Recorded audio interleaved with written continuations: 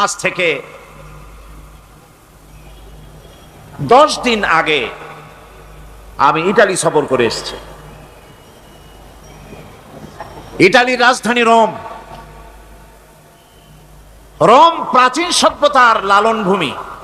কোরআনে কারিমে সূরায় রোম রয়েছে। এই রোম সেই রোম। এখানের বাদশার কাছে রাসূল করিম সাল্লাল্লাহু আলাইহি সাল্লাম হেরাক্লিয়াসের কাছে চিঠি পাঠিয়েছিলেন। সেই রোম 12 থেকে 15,000-এর মতো বাংলাদেশি মুসলমান সেখানে আছে। জুমার দিন, যেদিন আমি গেলাম তার পরের দিনই জুমা ছিল। জুমার নামাজ পড়লাম ভ্যাটিকানের কাছেই বিশাল মসজিদ, ইউরোপের ভিতরে সবচাইতে বড় মসজিদ এটা। রোম ইসলামের দুশমনদের রাজধানী। সেইখানে যখন আজান হচ্ছে আশহাদু আন্না মুহাম্মাদার রাসূলুল্লাহ, আমার অনুভূতির কথা আপনাদেরকে বোঝাতে পারবো না। কি অনুভূতির সৃষ্টি হয়েছে আমার ভেতরে। ভ্যাটিকানের পোপ এক পাশে, কিছু দূরেই ভ্যাটিকান। ওটা হচ্ছে গোটা পৃথিবীর সমস্ত খ্রিস্টানদের কাবা, ভ্যাটিকান। তার পাশেই বিশাল মসজিদ। সেখানে নামাজ পড়লাম। চিন্তার ভেতরে আসলো আল্লাহ রাব্বুল আলামিন তার হাবিবের নাম, তার তাওহীদ, তার রিসালাতকে কিভাবে বিশ্বময় ছড়িয়ে দিলেন। আবু জাহেল চাইছিল মুহাম্মদ সাল্লাল্লাহু আলাইহি ওয়াসাল্লামকে স্তব্ধ করে দেবে মক্কার জীবনেই। কত বদনাম, সাহের, কাহেন, কাযযাব, শায়ের, নাউযুবিল্লাহি মিন যালিক, কত গালাগালি করলো। আর আল্লাহ শুনালেন, হাবিব চিন্তার কোনো কারণ নাই, ওয়া রাফা'না লাকা যিকরাক, আমি আপনার প্রশংসা বিশ্বময় ছড়িয়ে দেব। সুবহানাল্লাহি ওয়া বিহামদিহি। রোম প্রোগ্রাম শেষ করে আমাকে তারা নিয়ে গেল। যেটা আমি বলছি, সফর কাহিনী শোনাবার সময় এটা না, যেহেতু এর সঙ্গে প্রাসঙ্গিক সেজন্য বলছি। পাহাড় কেমনে তুলার মতো হয়ে উঠবে তার নজির দেখেছি। রোম শহর থেকে 300 মাইল দূরে, 300 কিলোমিটার দূরে নেপোলিয়ান বোনাপার্ট তার বাড়ি, এবং ওটা তার নামে একটা প্রভিন্স।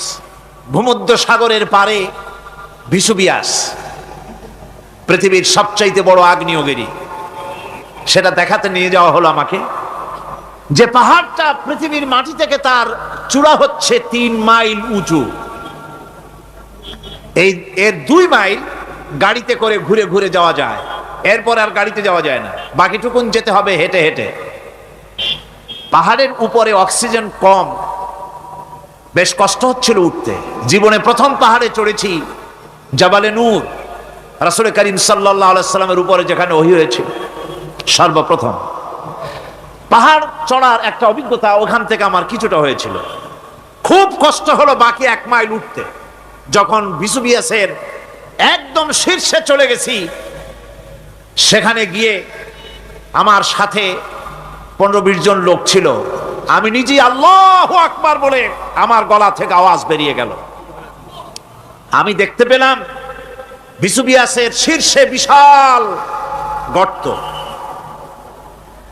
আমার মনে হয় গর্তটা এই মাঠের 1/4 হবে। এই মাঠের 1/4 হবে গর্তটা। সেই গর্তটার গভীরতা হচ্ছে 1.5 কিলোমিটার।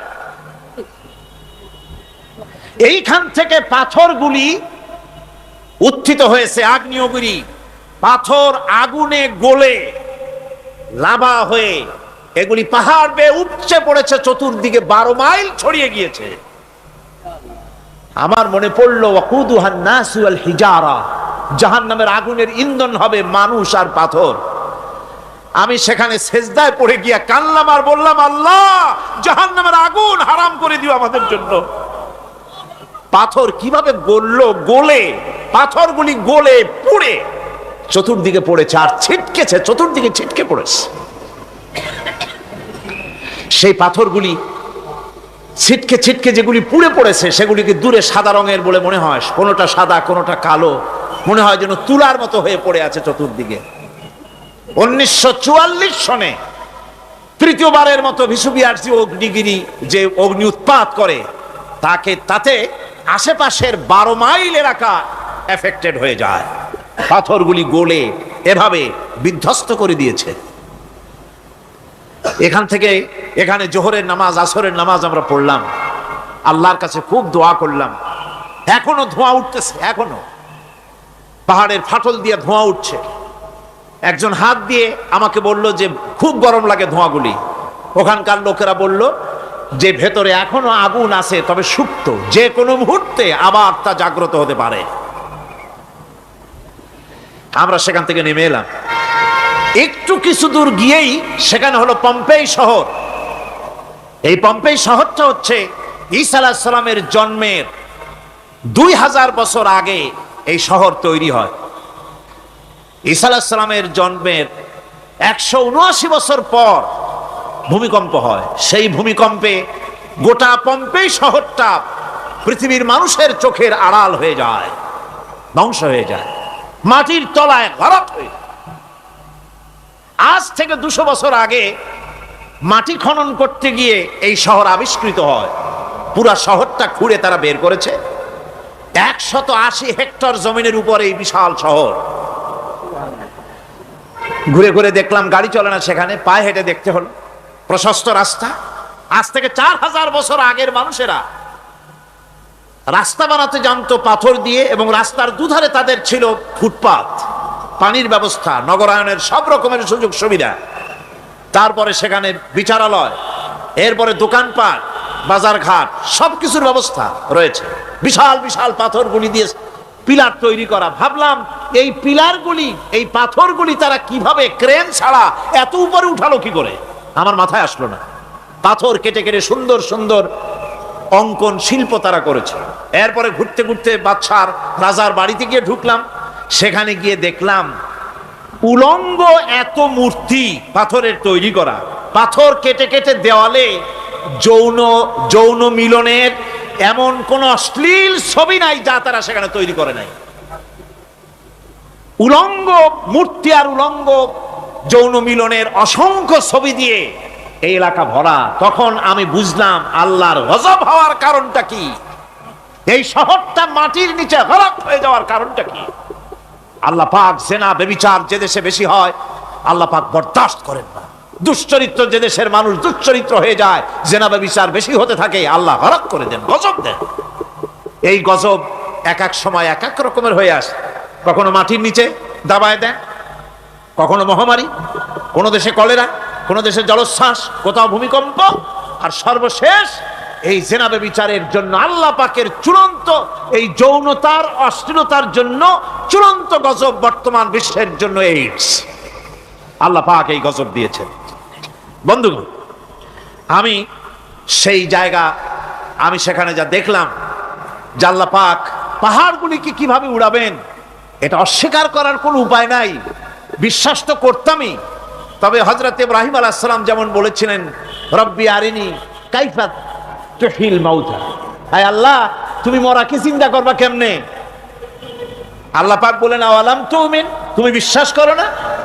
ইব্রাহিম আলাইহিস সালাম বললেন, বালা, অবশ্যই বিশ্বাস করি, ওয়ালাকিন লিয়াতমাইন্না কলবি, যদি চোখে দেখতাম তাহলে আমার অন্তরাত্মা খুব ঠান্ডা হতো। আল্লাহ রাব্বুল আলামিন চোখে দেখায় দিলেন জিন্দা কেমনে মুর্দা হবে, মুর্দা কেমনে জিন্দা হবে, আল্লাহ দেখায় দিলেন। পাহাড় উড়ায় দিবেন আল্লাহ রাব্বুল আলামিন। একথা কলিজার মধ্যে, এটার উপর ঈমান বিশ্বাস, কিন্তু আল্লাহ চোখে দেখাইছেন, ঈমান আরো মজবুত হয়েছে, যা ছিল আরো মজবুত হয়েছে। সুবহানাল্লাহ। আল্লাহর ভয়তে কলিজা কেঁপেছে। আমি পাহাড়ের উপরে কেঁদেছি, যার যার হয়ে কেঁদেছি। বন্ধুগণ, আল্লাহ সুবহানাহু ওয়া তাআলা এই জন্য বলেছেন, কুল সিরু ফিল আরদ, আমার জমিন ঘোরো, ভালো করে দেখো, কাইফা কানা আকিবাতুল মুকাজ্জিবিন, মহা সত্যকে যারা অস্বীকার করেছে তাদের পরিণতি আমি কি করে দিয়েছি, এগুলি চোখে ভালো করে তাকায় দেখো। আমার বন্ধুগণ, সুতরাং এই পৃথিবীর অবসান হবে, এই পৃথিবী ধ্বংস হবে, এই পৃথিবী চূড়ান্তভাবে শেষ হয়ে যাবে। ও হ্যাঁ, আরেকটি কথা বলতে হয়, সেটা হচ্ছে যে এই রোম থেকে আর একটু দূরে 900 মাইল দূরে হচ্ছে সিসিলি। 900 মাইল দূরে, সেখানে এই সিসিলি মুসলমানেরা শাসন করেছিল 350 বছর। সেই সিসিলিতে রয়েছে 360টা মসজিদ মুসলমানদের করা। সমস্ত মসজিদগুলি আজ তালা বন্ধ, একটা মসজিদও খোলা নাই। সেখানকার মুসলমানেরা ওয়াজ শুনতে এসেছিল রোমে। আমি তাদের জন্য পরামর্শ দিয়েছি যে গভর্নমেন্টের কাছে তোমরা দাবি জানাও যে অন্তত একটা মসজিদের দরজা আমাদের জন্য খুলে দাও। রোমের অবস্থানরত প্রবাসী বাংলাদেশি মুসলমানেরা আমাকে বলেছে, তাদের অনেকের বাড়ি চট্টগ্রামেও আছে, আমাকে বলেছে তাদের চোখে পানি আসছে বলার সময় যে চিরঙের তাফসির মাহফিল যখন আসে কলজাটা কানতে থাকে যাওয়ার জন্য। তো যাওয়া তো সম্ভব না এত দূর থেকে, আমাদের সালাম বলে দিবেন যত লোক আসবে, আর আমাদের জন্য দোয়া করতে বলবেন যেন এই রোমের ভিতরে আমরা ইসলামের আদর্শের ভিত্তিতে আমরা যেন চলতে পারি। আপনারা দোয়া করুন তাদের জন্য। ভাইরা আমার, এই পৃথিবী একদিন পরিসমাপ্তি ঘটবে এবং আল্লাহর দরবারে আমাদেরকে উঠতে হবে এবং সেখানে আমাদের বিচার হবে। সেখানে আমাদের কি হবে? বিচার হবে। আল্লাহ পাক বিচারটাকে নির্ভুল করার জন্য, সঠিক করার জন্য প্রত্যেকের গলায় আমলনামা ঝুলায় রাখছেন। এখানে রেকর্ডের ব্যবস্থা করা হয়েছে। আল্লাহ পাক বলছেন, ওয়া কুল্লা ইনসানিন আলজামনাহু তাইরাহু ফি উনুকিহি ওয়া নুখরিজু লাহু ইয়াওমাল কিয়ামাতি কিতাবান ইয়ালকাহু মানশুরা। আল্লাহ পাক বলেন, প্রত্যেকের ভালো মন্দ কর্মফল, কর্মলিপি আমি তার গলায় ঝুলায় রেখেছি। কিয়ামতের দিন সে নিজের কাছে স্পষ্ট সব দেখতে পারবে, কোনো জিনিস বাদ পড়বে না। তার গলায় তার আমলনামা ঝুলানো আছে, সব রেকর্ড হতেছে। আমরা যা করছি সবগুলি রেকর্ড হয়ে যাচ্ছে। বর্তমান বিজ্ঞানীরা আবিষ্কার করেছে যে মানুষের শরীরের ভিতরে ডিএনএ আছে, রক্তের ভিতরে ডিএনএ, এটা একটা কোড। মানুষের রক্তের ভিতরে ডিএনএ আছে। যেমন তার ব্রেনের ভিতরে কতগুলি কোষ আছে, এক একটা কোষ এক এক ধরনের কাজ করে, অনুরূপভাবে তার শরীরের ভিতরে রক্তের ভিতরে ডিএনএ আছে। এই ডিএনএটা কি? এই ডিএনএটা হচ্ছে, এই ডিএনএ একটা কম্পিউটারের মতো কাজ করতেছে। লোকটা কি করবে? মাঝখানে টাটকা সুখগুলো ছাড়িয়ে দেবে একটা কথা, মাঝখানের এই টাটকা সুখগুলি গ্রহণ করো, মজা করো। এই সব শিক্ষা দেওয়া হয় ওই সেকুলার শিক্ষা ব্যবস্থার মাধ্যমে কলেজে এবং বিশ্ববিদ্যালয়গুলিতে, যার কারণে পরকালের বিশ্বাস নাই বলে এমন কোনো কাজ নাই যা তারা করতে পারে না। এই মাত্র কয়েক মাস দেড়েক আগে রাজশাহী ইউনিভার্সিটিতে যে কাণ্ডটা ঘটে গেল, মনে আছেন আপনাদের? পত্রপত্রিকায় আপনারা পড়েছেন। এবং আমি রাজশাহীতে গিয়ে সেখানের প্রত্যক্ষদর্শী যারা দেখেছে তাদের মুখে শুনেছি, শিক্ষাবর্ষ সমাপন করেছে যে সব ছাত্র ছাত্রীরা, তারা র্যাগ ডে উদযাপন করছে। র্যাগ ডে উদযাপন যেদিন করবে সেই দিনে তারা উচ্ছৃঙ্খল কাপড় চোপড় পরেছে, ছেলেরা এবং মেয়েরা উভয়। এমন ভাবে কাপড় পরেছে যে কাপড় দ্বারা তারা শরীরের গোপন অঙ্গগুলি দেখা যায়। এরপরে আজে বাজে চিৎকার দিয়েছে, আজে বাজে স্লোগান দিয়েছে, গাধার মতো, কুকুরের মতো, শিয়ালের মতো তারা ডেকেছে। আমি বুঝি না চিন্তাধারা কেমন দেউলিয়া হয়ে গেল। শিক্ষাবর্ষ বিশ্ববিদ্যালয়ের সর্বোচ্চ শিক্ষাঙ্গন থেকে লেখাপড়া শেষ করে বেরোচ্ছে, যাওয়ার সময় তারা বিশ্ববিদ্যালয় থেকে কুকুরের ডাক দিল, শিয়ালের ডাক দিল, ছাগলের ডাক দিল। কি প্রমাণ করতে চাইলো? যে 16 বছর লেখাপড়া করে বিশ্ববিদ্যালয়ের অঙ্গন পেরিয়ে গোটা জাতির জন্য ছাগল হয়ে আমরা আবির্ভূত হচ্ছি, অথবা কুকুর গরুর ভূমিকায় আমরা আবির্ভূত হচ্ছি। নাউযুবিল্লাহি মিন যালিক। এরপরে মিছিল শেষ করলো, সন্ধ্যাবেলায় শুরু হলো সাংস্কৃতিক অনুষ্ঠান। বিদ্যুৎ কর্তৃপক্ষের সঙ্গে বোধহয় লাইন করা ছিল।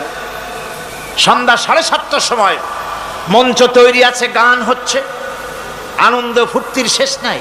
সামনে সব মেয়েরা বসা, যারা দিনের বেলা ওই ধরনের কাপড় চোপড় পরে ছেলেদেরকে উস্কায়েছে, ছেলেগুলিও তাদেরকে উস্কায়েছে। মাঝখানে তারা বসা, চতুর্দিকে ছেলেরা দাঁড়ানো। হঠাৎ করে লাইট বন্ধ হয়ে গেল, বিদ্যুৎ চলে গেল। এখন সাংস্কৃতিক অনুষ্ঠান কি কায়দায় হচ্ছে, কত প্রকার হচ্ছে, কিভাবে হচ্ছে? নাউযুবিল্লাহি মিন যালিক। পুলিশেরা বলেছে বিদ্যুৎ যখন এলো, মেয়েগুলিকে অনেক মেয়ে পাওয়া গেছে কাপড় নাই, পেটিকোট নাই, উলঙ্গ। তাদেরকে ধরে ধরে উঠানো হয়েছে হোস্টেলে। পরের দিন সকালবেলায় মাঠ ভর্তি ভাঙা কাচের চুড়ি, ভ্যানিটি ব্যাগ, চশমা, কাপড় চোপড় ছিড়িয়ে ছড়িয়ে চতুর্দিকে পড়ে আছে। এই হলো শিক্ষা। নাউজুবিল্লাহি মিন যালিক। আমি কসম করে বলতে পারি, বিশ্ববিদ্যালয়ে যদি কোরআন শরীফের তাফসীর পড়ানো হতো, হাদিস শরীফ যদি পড়ানো হতো, কেউ কেউ বলবেন কোরআন হাদিস তো পড়ানো হয়, বিশ্ববিদ্যালয় কলেজে পড়ানো তো হয়। আমি তো জানি সিলেবাসে 10টা 5টা হাদিস আছে, 2-4 লাইন কোরআন শরীফ আছে, এর কোনো মানে নাই। মাদ্রাসায় যেমন পড়ানো হয় 30 পারা কোরআনের তাফসীর, রাসূল করিম সাল্লাল্লাহু আলাইহি ওয়াসাল্লামের হাদিস যেমন পড়ানো হয়, এইভাবে করে যদি বিশ্ববিদ্যালয়ে কোরআন হাদিস পড়ানো হতো, আল্লাহর কসম বাংলাদেশের বিশ্ববিদ্যালয়গুলি গোটা জাতিকে চোর, গুন্ডা, বদমাশ, ডাকাত উপহার দিত না, উপহার দিত শাহজালাল।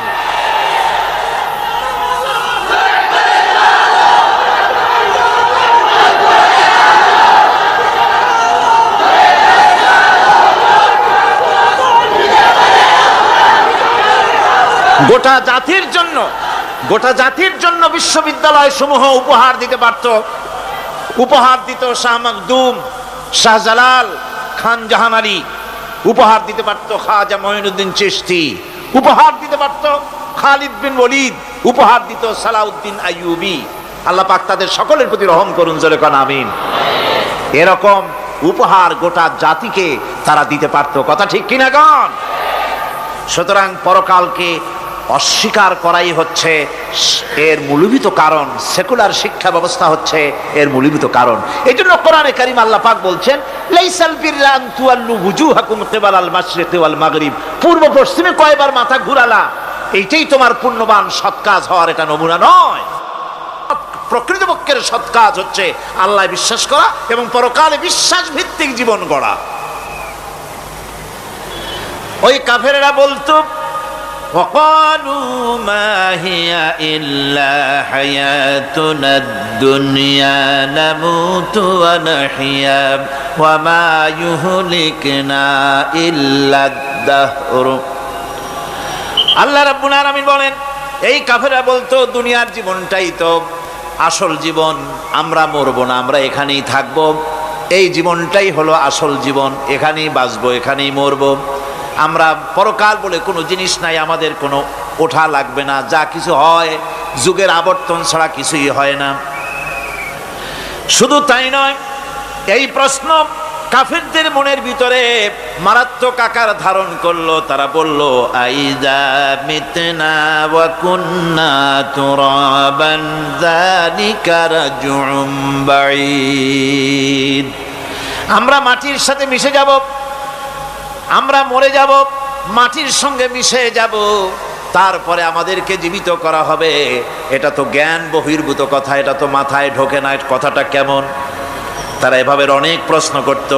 ওয়াকালু আইদা কুন্না ইযামান ওয়া রুফাতান আইন্না লামাবউসুনা খালকান জাদীদা, আমরা মরে যাব, গলে যাব, পচে যাব, হাড্ডি গুড্ডি মাটির সাথে মিশে যাবে, এরপরে আমাদেরকে নতুন করে সৃষ্টি করা হবে, এটা জ্ঞান বহির্ভূত কথা, এটা মাথার মধ্যে আসে না। কে আমাদেরকে চিন্তা করবে মরে যাওয়ার পর? আল্লাহ রাব্বুল আলামিন বলছেন, দেখো আল্লাহ পাক কোরআনে কারীমের ভিতরে যুক্তি দিয়ে বুঝাচ্ছেন যে অবশ্যই তোমাদেরকে আবার জিন্দা করা হবে, তোমাদেরকে উঠতে হবে। তোমরা এই পৃথিবীর অবস্থা পর্যবেক্ষণ করো, তাকায় দেখো আকাশের দিকে, জমিনের দিকে লক্ষ্য করে দেখো।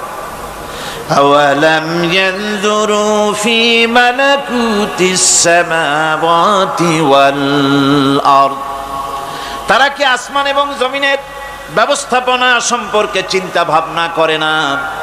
ওই বিরাট আকাশটাকে যে আল্লাহ রাব্বুল আলামিন তৈরি করলেন, এই জমিনটাকে যিনি তৈরি করলেন, তিনি কি তোমাকে মৃত্যুর পরে তিনি কি জিন্দা করবেন না? তিনি কি জিন্দা করতে পারবেন না? কেমনে তোমরা অস্বীকার করতে পারো? দুনিয়ার ব্যবস্থাপনা এবং এই পৃথিবীর আকাশ এবং জমিনের ব্যবস্থাপনা সম্পর্কে তোমরা চিন্তা ভাবনা করে দেখো, অবশ্যই আল্লাহ রাব্বুল আলামিন তোমাদেরকে আবার জিন্দা করবেন। وكأي من آيات في السماوات والأرض يمرون عليها وهم عنها معرضون। আসমান জমিনে বহু নিদর্শন পড়ে আছে যেগুলি তারা অতিক্রম করে যায়, অথচ সে সম্পর্কে তারা মোটেই চিন্তা ভাবনা করে না। চিন্তার বহু বিষয় আল্লাহ পাক এই পৃথিবীতে রেখেছেন। যারা চিন্তাশীল, যারা জ্ঞানবান, তারা এর দ্বারা বুঝতে পারে। আল্লাহ রাব্বুল আলামিন বলছেন, ইন্না ফি খালকিস সামাওয়াতি ওয়াল আরদি ওয়া ইখতিলাফিল লাইলি ওয়ান নাহার লাআয়াতিন লিউলিল আলবাব। নিশ্চয়ই আকাশ সৃষ্টি এবং জমিন সৃষ্টির ব্যাপারে আর রাত আর দিনের পরিবর্তনের ব্যাপারে যারা জ্ঞানবান তাদের জন্য নিদর্শন রয়েছে।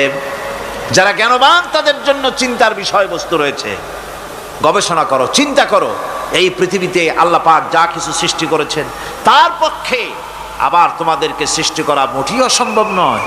পরকালীন জীবনের সম্ভাবনা সম্পর্কে কোরআন অবিশ্বাসীদেরকে বলছে, দেখো, আল্লাহুল্লাযী রাফা'আস সামাওয়াতি বিগাইরি আমাদিন তারাউনাহা সুম্মা ইসতাওয়া আলাল আরশ। সে আল্লাহ তোমাদের নিকট দৃশ্যমান স্তম্ভ ছাড়াই ওই বিশাল আকাশটা তৈরি করেছেন। যারা পরকাল আছে বলে উঠতে হবে একথা যারা বিশ্বাস করে না, তাদের ব্যাপারে আল্লাহ পাক এই যুক্তি দিচ্ছেন, দেখো, এই বিশাল যে আকাশটা, এই আকাশে কোনো খুঁটি আছে? কথা বলেন না কেন? এই আকাশে কোনো খুঁটি আছে? কোন রকমের খুঁটি ছাড়াই ওই বিশাল আকাশটা কে বানিয়েছেন? জোরে চিৎকার দিয়ে বলেন, কে বানাইছেন? এই যে শামিয়ানা, একটা বিশাল প্যান্ডেল, এই প্যান্ডেলে খুঁটি আছে না নাই? শুধু আছে না, একটা দুইটা না, জনমের মতো খুঁটি আছে। চতুর্দিকে তাকায় দেখে কত খুঁটি। এতটুকু একটা শামিয়ানায় শত শত খুঁটি লাগতেছে কাপড়টা ধারণ করবে বলে। কি ধারণ করবে? কাপড়। আর অত বড় বিশাল আকাশ, সেই আকাশটার কোনো খুঁটি আছে? আল্লাহ পাক বলছেন, কোনো দৃশ্যমান খুঁটি ছাড়াই এত বড় বিশাল আকাশটা তোমার মাথার উপরে দাঁড়িয়ে আছে এবং আল্লাহ পাক আরশের উপরে দীপ্তমান হয়ে আছেন। এগুলি দেখেও কি তোমার মাথার মধ্যে কোনো চিন্তা আসে না যেটা কি করে সম্ভব হলো? অনেকে তো এমন আছে শিক্ষিত লোক, তারা আবার বলে কি, কয় যে না, আকাশ বলে কিছু নাই, ওই অনেক দূরে তো সেই জন্য নীলে নীলে দেখা যায়, আসলে কিছু নাই। আকাশ, কোরআনে কারীমের মধ্যে আকাশ সম্পর্কে যে কথা বলা হয়েছে, বিশাল, যার কোনো কুল নাই, কিনারা নাই, মহাশূন্য। আমি সামনে বলবো আকাশ সম্পর্কে কথা আসতেছে। আল্লাহ পাক বলছেন, দেখো, ওই বিশাল আকাশটাকে আমি সৃষ্টি করে রেখেছি, কোনো খুঁটি লাগাই নেই। তোমার মতো একটা ছোট্ট মানুষ সৃষ্টি করেছি, মরে যাওয়ার পর মাটির সাথে মিশে যাবা, আবার তোমাকে যে আমি উঠাবো, এ ব্যাপারে তোমার চিন্তার মধ্যে দুর্বলতা আসলো কেন যে সেই আল্লাহ রাব্বুল আলামিন তোমাকে উঠাতে পারবেন না?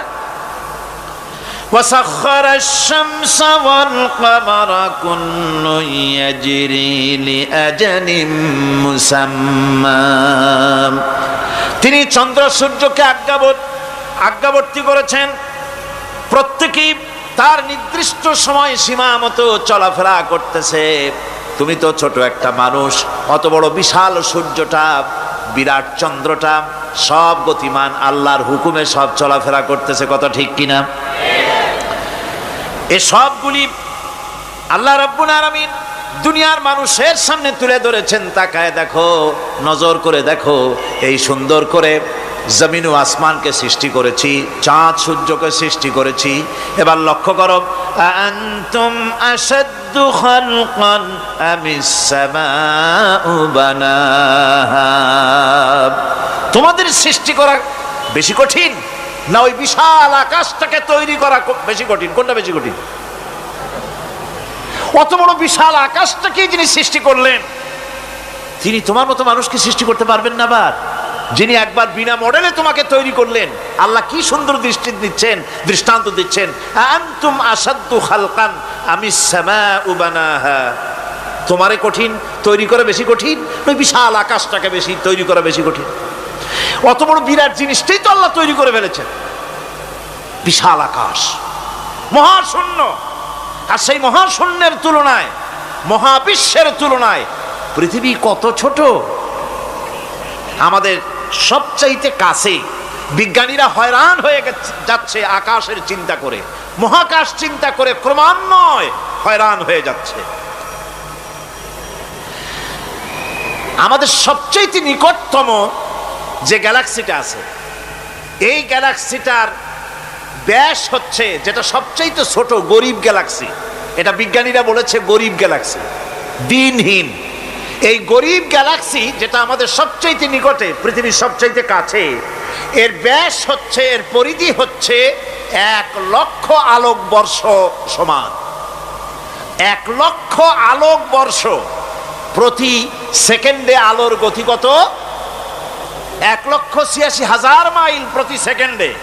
প্রতি সেকেন্ডে যে আলোর গতি 1,86,000 মাইল, এর মিনিট, এর ঘন্টা, এর সপ্তাহ, এর মাস, এর বছর, এরকম 1,00,000 আলোকবর্ষ হচ্ছে সেই ছায়াপথের ব্যাস, এটার পরিধি।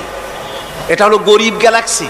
আর এই গ্যালাক্সিতে বাস করে 10,000 কোটি তারকা। বিজ্ঞানীরা বলছেন যে তারকাগুলি সূর্যের চাইতে লক্ষ কোটি গুণে অনেক বড়। সুবহানাল্লাহ। তাহলে মহাকাশ সম্পর্কে চিন্তা করে মানুষ আজ অবাক হয়ে যাচ্ছে, চিন্তায় হয়রান হয়ে যাচ্ছে। বার্টন রাসেল তিনি বলেছিলেন স্রষ্টার স্রষ্টাকে, স্রষ্টার স্রষ্টাকে। এর জবাব আরেকজন বিজ্ঞানী লিখেছেন যে স্রষ্টার স্রষ্টাকে এই চিন্তা তো সৃষ্টিতে করতে পারবে না। স্রষ্টার কোনো স্রষ্টা নাই। পৃথিবীতে যত স্রষ্টা আছে, মাইক যে তৈরি করেছে সেও একজন স্রষ্টা, ঠিক কিনা কোন কথা বোঝেন তো আমার? মাইক যে তৈরি করেছে সেও একটা স্রষ্টা, ওই প্যান্ডেল যে তৈরি করেছে সেও একটা স্রষ্টা, চেয়ার টেবিল যে সৃষ্টি করেছে সেও একটা স্রষ্টা। কিন্তু এরা কেউ পূর্ণাঙ্গ স্রষ্টা নয়, কারণ এই মাইকটা তৈরি করার যত উপাদান, সমস্ত উপাদান আল্লাহ রাব্বুল আলামিনের তৈরি করা। কথা ঠিক কিনা? তুমি শুধু অ্যাসেম্বল করেছো, তুমি শুধু এগুলোকে এক জায়গায় করেছো। তোমার বাপেরও ক্ষমতা নেই লোহা তৈরি করা। পারবা লোহা তৈরি করতে? আরে কথা কন না কেন মিয়া সাহেব? পারবেন লোহা তৈরি করতে? পারবেন একটা বাঁশ বানাইতে? বাঁশ হোক, লোহা হোক, যা সব বাদ দেন, মাথার একটা চুল বানাইতে পারবেন? পাট দিয়া, রং দিয়া পরচুলা বানাইতে পারবেন, কিন্তু চুলের মতো করে একটা চুল বানাইতে পারবেন না। মানুষের শরীরে রক্তের মতো করে 1 ফোঁটা রক্ত মানুষের শরীরের বাইরে বানান তো দেখি।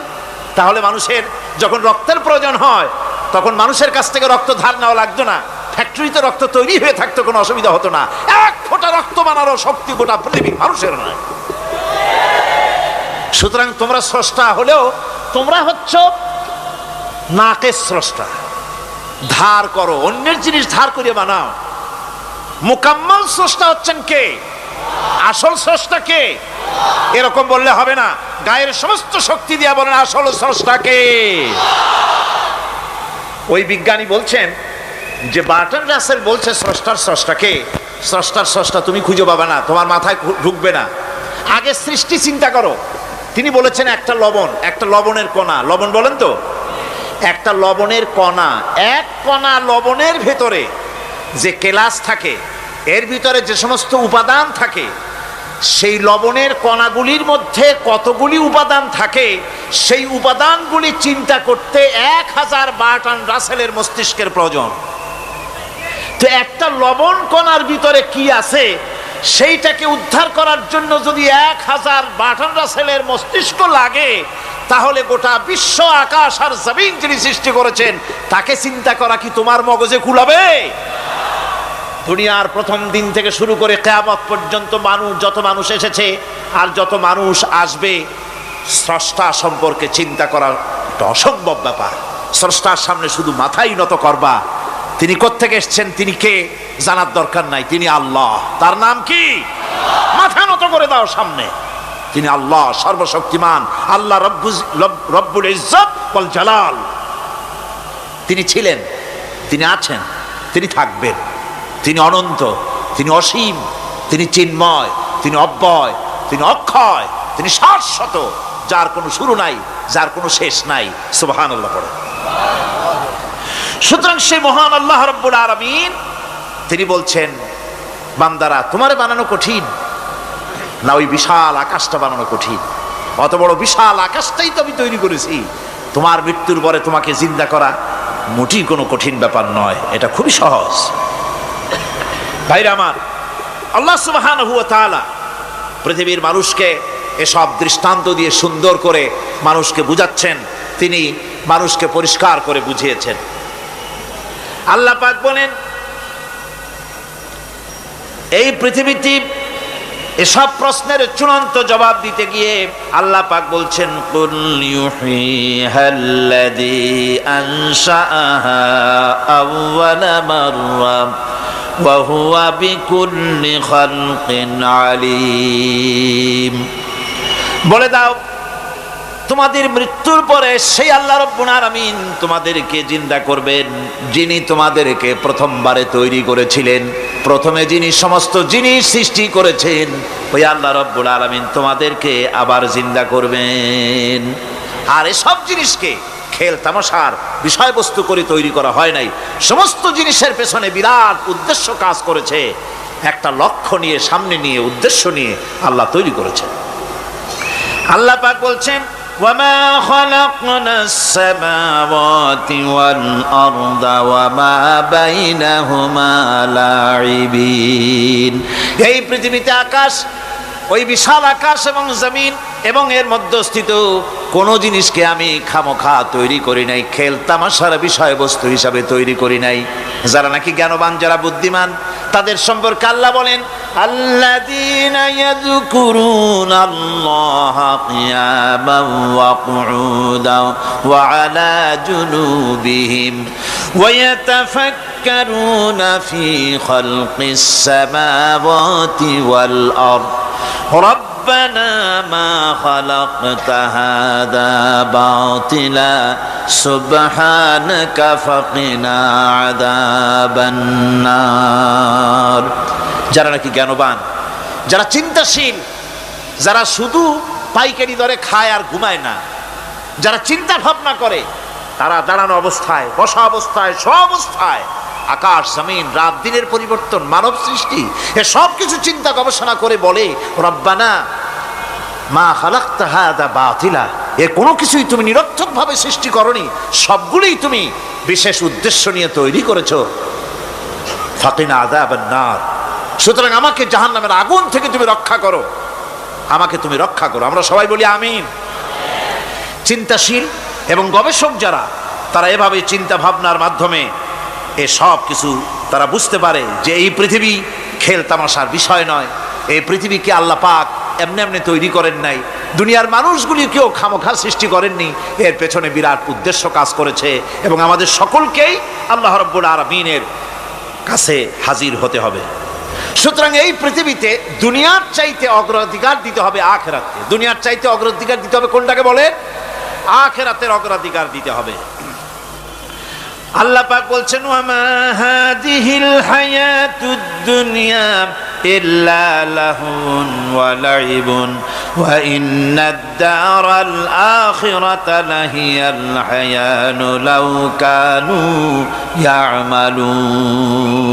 এই দুনিয়া হচ্ছে নিছক খেল তামাশা, এটা আর কিছুই নয়। জীবনের প্রকৃত আবাসস্থল হচ্ছে আখিরাত। এই দুনিয়া একটা মোহ, এই মোহের পেছনে মানুষেরা ঘুরছে, বিবি বাল বাচ্চা এর পেছনে ঘুরছে, অথচ এই বিবি বাল বাচ্চা কিয়ামতের দিন মুসিবত হয়ে দাঁড়াবে মানুষের জন্য। একটা মোহর মধ্যে মানুষ পড়ে আছে, খেল তামাশার ভিতরে পড়ে আছে। আল্লাহ পাক বলছেন, কুল মাতাউদ দুনিয়া কালিলুন ওয়াল আখিরাতু খায়রুল লিমানিত্তাকা। বলো, দুনিয়ার সমস্ত সম্পদ খুবই নগণ্য, আর যে ব্যক্তি পরকালকে বিশ্বাস করে, পরকালের কামনা করে, সেই খোদাভীরু লোকদের জন্য পরকাল হচ্ছে প্রকৃত আবাসস্থল। সেই জায়গাটাই হলো আসল জায়গা। ওই জায়গার জন্য কিছু তৈরি করতে হবে। কোরআনে কারিমে রব্বুল আলামিন বলছেন, আরাদিতুম বিল হায়াতিদ দুনিয়া মিনাল আখিরাহ ফামা মাতাউদ দুনিয়া ফিল আখিরাতি ইল্লা কলিল। তোমরা কি পরকালের জীবনের বিনিময় এই দুনিয়ার জীবনটাই বেশি পরিতুষ্ট হয়েছ? অথচ দুনিয়ার জীবনের সুখ সম্পদ তো পরকালের তুলনায় খুবই নগণ্য। পরকালের সুখ অনেক বেশি, পরকালের দুঃখটা অনেক বেশি, সুখটাও অনেক বেশি। পরকালটা স্থায়ী, সুতরাং দুনিয়ার মোহে না পড়ে পরকালের জন্য জীবনটাকে পরকাল ভিত্তিক জীবন তৈরি করো।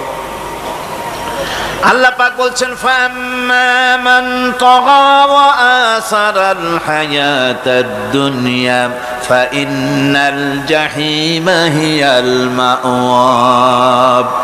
অতঃপর যে ব্যক্তি বিদ্রোহ করেছে এবং দুনিয়ার জীবনকে অগ্রাধিকার দিয়েছে, তার জায়গা হচ্ছে জাহান্নাম। জোরে বলেন নাউজুবিল্লাহ।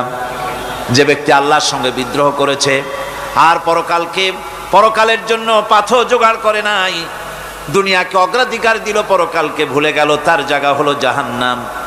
ওয়া আম্মা মান খাফা মাকামা রাব্বিহি ওয়া নাহান নাফসা আনিল হাওয়া ফাইন্নাল জান্নাতা হিয়াল মাওয়া। আর যে ব্যক্তি আপন প্রভুর সামনে উপস্থিত হওয়াকে ভয় করেছে এবং আপন প্রবৃত্তিকে লালসা মুক্ত করেছে, লালসার হাত থেকে রক্ষা করেছে, আল্লাহ রব্বুল আলামিন কিয়ামতের দিন তার জন্য রেখে দিয়েছেন জান্নাত। তার জন্য কোন জায়গা? জান্নাত। আমাদেরকে পরকাল ভিত্তিক জীবন যাপন যদি করি তাহলে কবরের জবাবগুলি খুব আসান হবে। আর যদি পরকাল ভিত্তিক জীবন যাপন না হয়, কবরটা মুসিবত হয়ে যাবে। হযরত ওসমান রাদিয়াল্লাহু তাআলা আনহু কবরের কাছে গিয়ে খুব কাঁদতেন।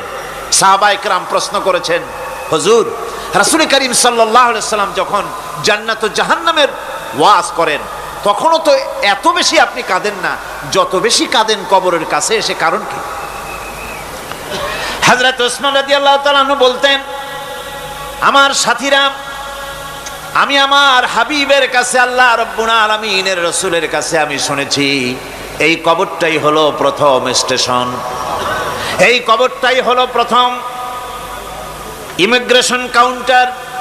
এই জায়গায় কেউ যদি ধরা পড়ে যায়, কারো যদি চার্জশিট হয়ে যায়, সব জায়গায় ধরা পড়ে যাবে, হাসরে মিজানে সিরাতে কোনো জায়গায় নাজাত পাবে না।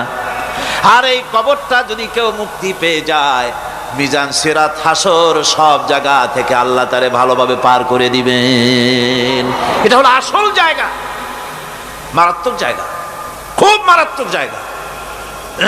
আমি এটাকে ইমিগ্রেশন কাউন্টার বলেছি আমার ভাষায়। ইমিগ্রেশন কাউন্টার, যারা বিদেশ ভ্রমণ করেছেন তারা জানেন। লন্ডন যাবেন, আমেরিকা যাবেন, সৌদি আরব যাবেন, যে কোনো বিদেশে যাবেন, গেলেই পাসপোর্ট তারা দেখবে। পাসপোর্টে আপনার ন্যাশনালিটি কোনটা সেটাই তারা জানতে চাইবে। আপনি কোন দল করেন এটা তারা জানতে চাইবে না। আপনি কোন ভাষায় কথা বলেন তাও তাদের জানার দরকার নেই। প্রথমেই তারা আপনার ন্যাশনালিটি দেখবে, আপনার আইডেন্টিটি কি তারা জানতে চাইবে। তারপরে যদি স্যাটিসফ্যাক্টরি হয়, আপনাকে ভিসা দিয়ে ভেতরে ঢুকবার ব্যবস্থা করে দেবে। আর যদি তারা স্যাটিসফাইড না হয়, তাহলে আপনাকে মেহমানখানায় ঢুকানো হবে গ্রেফতার করে। আপনি আন্দাজ এখানে আসছেন কেন? এই জন্য কবর হচ্ছে এ ধরনের একটি ইমিগ্রেশন কাউন্টার। কবরের ভিতরে মানুষ যখনই রাখা হবে, সঙ্গে সঙ্গে দুজন ফেরেশতা আসবে। কবরের কাছে যারা এসেছিল, দাফন হয়ে যাওয়ার পর এই লোকগুলি 40 কদম যেতে যতক্ষণ লাগে, এর মধ্যেই দুজন ফেরেশতা এসে যাবে। এসে জিজ্ঞেস করবে, মান রব্বুকা, তুমি কোন দল করতে? ওটা তাদের জানার দরকার নেই। চাকরি কিসে করতেন ওটা জানার দরকার নেই। ব্যবসা করতেন না চাকরি করতেন প্রয়োজন নেই। প্রথমেই জিজ্ঞাসা করা হবে ন্যাশনালিটি, প্রথমেই জিজ্ঞাসা করা হবে তার ন্যাশনালিটি সম্পর্কে, তার আইডেন্টিটিটা কি, এবং সেটাকে সত্যায়িত করার জন্য, বোঝার জন্য 3টি প্রশ্ন। প্রথম প্রশ্ন, মান রব্বুকা ওয়া মা দীনুকা ওয়া মান নাবিয়্যুকা, তোমার রব কে, তোমার দিন কি, তোমার নবীকে। যদি এই ব্যক্তি বেঈমান হয়, মুনাফিক হয়, সে বলবে হায় হাতা লা আদরি, হায় হাতা লা আদরি, জানি না আমার রবকে আমি জানি না। তোমার দিন কি, দিন কারে কয় বুঝি না। এরপরে আল্লাহর নবী জনাবে মুহাম্মদ রাসূলুল্লাহ সাল্লাল্লাহু আলাইহি ওয়াসাল্লামকে দেখানো হবে, বলা হবে মা কুনতা তাকুলু ফি হাদার রাজুল, এই ব্যক্তি সম্পর্কে তোমার ধারণা কি নিকে? বলবে আমি চিনি না। নাউযুবিল্লাহ। বাস,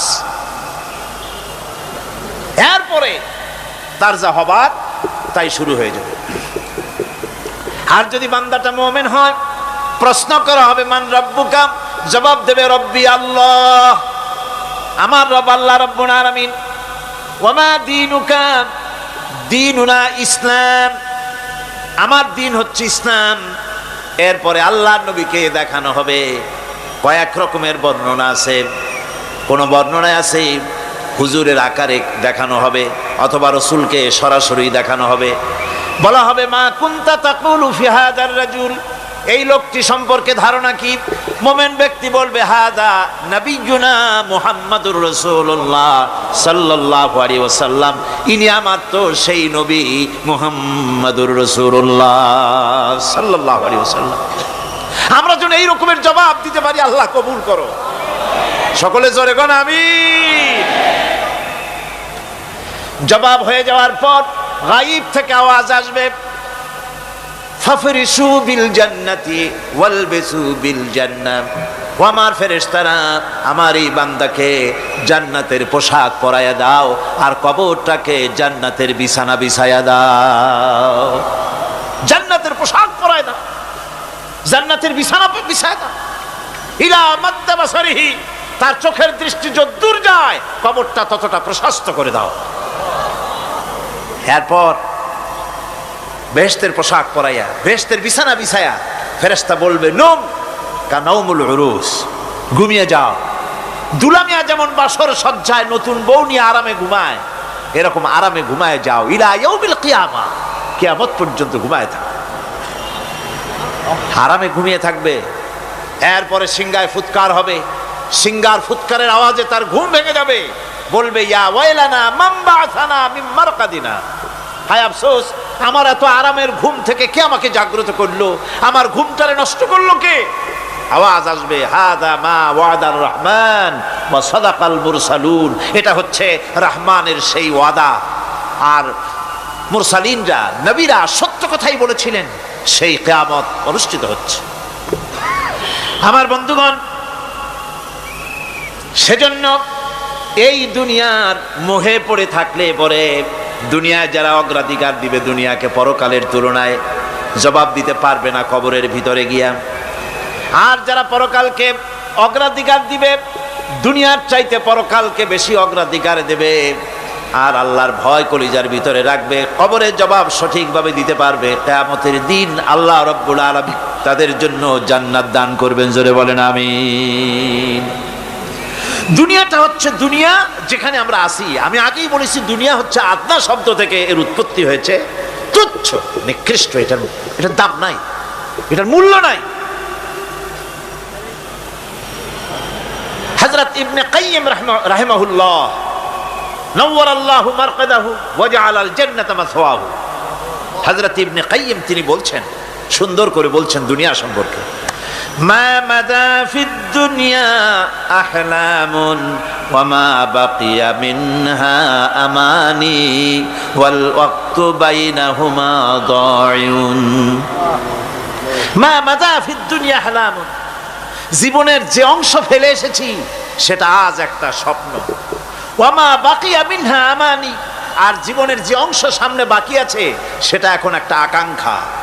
ওয়াল ওয়াক্তু বাইনাহুমা দায়ুন, আর এর মাঝখান থেকে সময় সব চলে যাচ্ছে। কত বড় কথা চিন্তা করেছেন? জীবনের যে অংশ ফেলে এসেছি তা আজকে স্বপ্ন, তা আজ কি বলেন? স্বপ্ন। আর সামনে যা আছে সেটা আকাঙ্ক্ষা, আর মাঝখান থেকে সময় সব চলে যাচ্ছে। এরপরে তিনি বলছেন ওয়ামান ইয়াসহাবিদ দুনিয়া ইয়াকুন মিসলা কাবিদিন আলাল মাই খানাতুহু ফুরুজুল আসাবিঈ।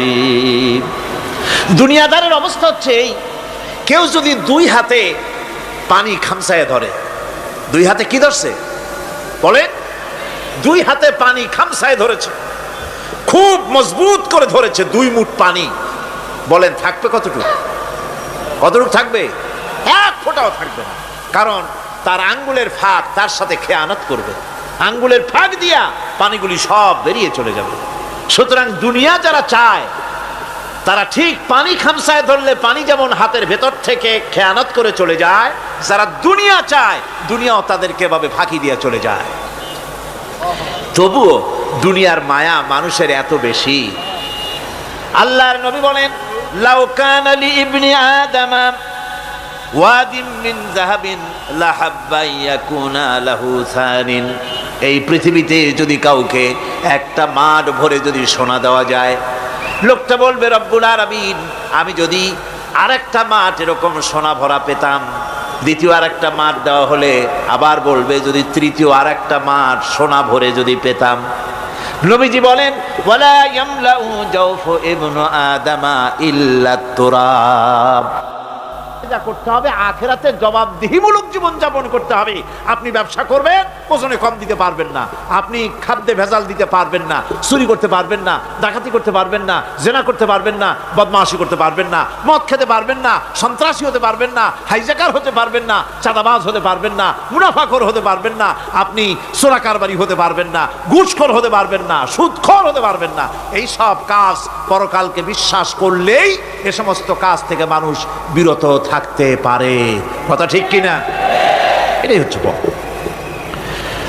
সুতরাং এই পৃথিবী থাকবে না, এটা কি চিরকাল থাকবে না, এর একটা পরিসমাপ্তি ঘটবে।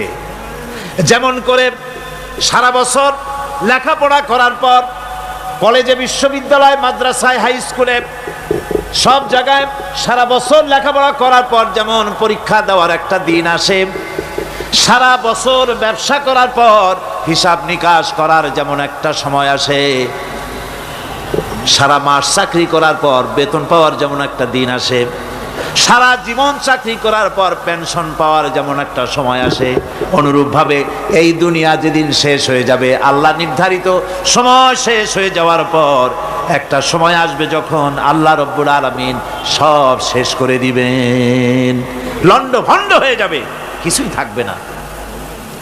কোরআনে কারিমে আল্লাহ সব বলেছেন, কোরআনে সব আল্লাহ বলে দিয়েছেন। আল্লাহ পাক বলেন এই পৃথিবীর সব কেমন ভাবে ধ্বংস হবে তার চিত্র আল্লাহ পাক কোরআনে কারিমে তুলে ধরেছেন। ইযাস সামাউ ফাতারাত ওয়া ইযাল কাওয়াকিবু তাসারাত ওয়া ইযাল বিহারু ফুজ্জিরাত ওয়া ইযাল কুবুরু বুসিরাত। যখন আকাশসমূহ দীর্ণ বিদীর্ণ হয়ে যাবে, তারকাগুলি বিক্ষিপ্ত হয়ে ছিটকে পড়বে, আর সমুদ্রগুলি উচ্ছ্বসিত হয়ে পড়বে, কবরগুলি সব তার ভেতরে যা আছে উদ্গীরণ করে দেবে, তারকাগুলি স্থিমিত হয়ে যাবে। এরপরে সমস্ত আকাশগুলি কাতাইয়িস সিজিল্লিল কুতুব, কিতাবের পৃষ্ঠার মতো একটার পরে একটা ঠাস ঠাস করে পড়তে থাকবে, চূর্ণ বিচূর্ণ হয়ে ভেঙে চুরে একাকার হয়ে যাবে। পাহাড়গুলিকে উড়িয়ে দেওয়া হবে, চন্দ্র এবং সূর্য একাকার হয়ে যাবে। আল্লাহ রাব্বুল আলামিন বলেন ফাইদা বারিকাল বাসার ওয়া খাসাফাল কমার ওয়া জুমিআশ শামসু ওয়াল কমার। চক্ষু যখন বিস্ফারিত হয়ে যাবে, চাঁদ যখন তার আলো হারিয়ে ফেলবে, সূর্য যখন তার আলো হারিয়ে ফেলবে, চাঁদ আর সূর্য সব একাকার হয়ে যাবে, সেই সময়ের অবস্থাটা কি চিন্তা করো। মানুষ হয়রান হয়ে দৌড়াদৌড়ি করবে। ওয়াহুমিলাতিল আরদু ওয়াল জিবালু ফাদুক্কাতা দাক্কাতান ওয়াহিদা। জমিন এবং পাহাড়গুলির মধ্যে আল্লাহ রাব্বুল আলামিন সংঘর্ষ বাঁধিয়ে দিবেন, পাহাড়গুলি ভেঙে চুরে টুকরা টুকরা হয়ে যাবে, পাহাড়গুলি উঁচু করে জমিনের উপরে আছাড় মেরে আল্লাহ রাব্বুল আলামিন ভেঙে চুরে চুরমার করে দিবেন। সুবহানাল্লাহ। ওয়াতাকুনুল জিবালু কালইহনিল মানফুস, পাহাড়গুলো পেঁজা ধোনা তুলার মতো করে উড়িয়ে দেওয়া হবে। পাহাড় উড়ে যাবে, সুবহানাল্লাহ পড়ো। পাহাড়, পাথরের তৈরি করা পাহাড়, এই পাহাড়গুলি তুলার মতো হয়ে উড়বে কিভাবে? আমি এই দৃশ্য নিজের চোখে কিছুটা হলেও দেখছি।